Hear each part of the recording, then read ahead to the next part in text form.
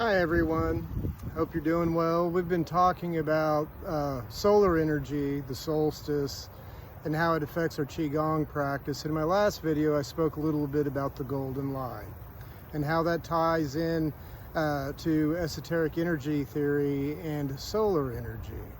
And so part of one of the things that I want to share with you all is a couple of Hoshin exercises that work very well with this time of year.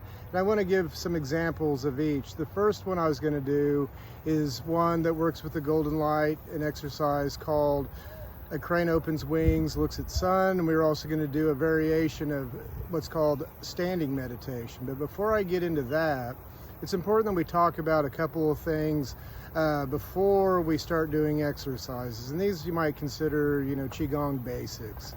And that covers how to stand and how to breathe. So when we're standing and doing our Qigong, and even if we're doing movement, it doesn't matter what we're doing, we always want to have our spine in proper alignment. This allows energy to flow through us in an unrestricted manner.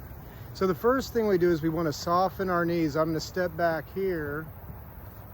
We want to soften our knees a little bit, and what this is going to do is it's going to bring my coccyx perpendicular to the ground. So once I've done that, then I want to put my shoulders over my hips. My shoulders are relaxed and forward. My feet are about shoulder widths apart.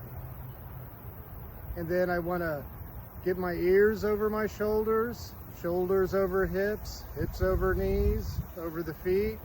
And then I'm going to look down slightly and I'm going to push back and tuck my chin in. I'm going to imagine that there's a string of light holding me up, going up into infinity. I'm going to touch the tip of my tongue to the roof of my mouth. This is very important. It gives the energy somewhere to ground. The next thing I'm going to do is that once I have my body alignment straight and I've touched the tip of my tongue to the roof of my mouth, I'm going to begin my baby's breath. This is called all kinds of names: Zen breathing, Buddha breathing, go bellows breathing. It goes on and on and on. And what that is actually is that I'm not going to use my chest to breathe up high like this. I'm going to use my stomach to pull air deep into my lungs that oftentimes don't get any air, believe it or not. So the way you can do this and practice this is just take your hands and put them around your belly like so. And then I'm going to begin my baby's breath. What I do is I let my stomach get really big. I don't move my chest, and then I squeeze my pelvic floor and my stomach muscles, which forces the air out through my nose. We breathe in and out of our nose. So let's take a moment and do that. The only other thing I'd like to say is you want your breathing to be seamless. As soon as you finish an exhale, the inhale begins and vice versa. So let's do that. So we'll take a moment and we'll get ourselves into a good Wu Chi stance. Again, feet about shoulder widths apart, soft knees, coccyx perpendicular to the ground, shoulders over the hips, ears over the shoulders, look down, tuck your chin in. Now touch the tip of your tongue to the roof of your mouth. Put your hands on your stomach.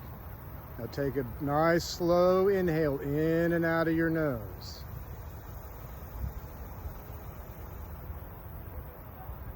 Let that belly get nice and big. Don't move the upper. And now exhale, tighten your pelvic floor and your stomach muscles until you can't anymore.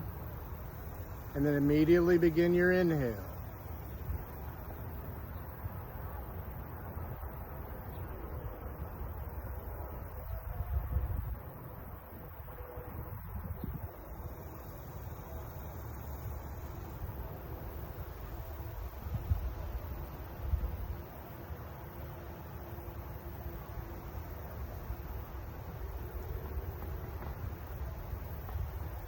That's all there is to it. The only thing that I would say or add to this, if you're not used to doing baby's breath, belly breathing, whatever you want to call it, the important thing is keep the tip of your tongue, the roof of your mouth, and take nice, deep, slow breaths.